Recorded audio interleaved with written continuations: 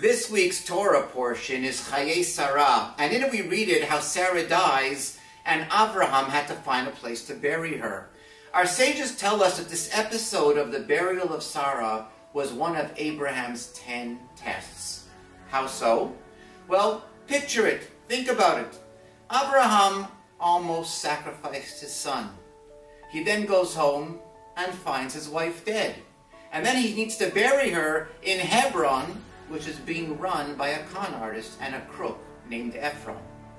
But how does Abraham react? How does Abraham behave? He goes to Ephron and he speaks gently and respectfully and he pays the price and he says thank you, and Sarah is buried.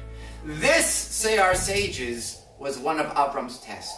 Abraham was having a very bad day. He was angry, emotionally charged, depressed, stressed, you name it. But he didn't lose his cool. He could have blown up at Ephron, the crook, the con artist, but he kept his cool. And so it is with us. How often we're having a bad day, a lot of stress, a lot of pressures, deadlines, and maybe sometimes we blow up at others inappropriately, wrongly. We have to remember the Abraham example, that even when we're having a bad day, the other person doesn't have to suffer.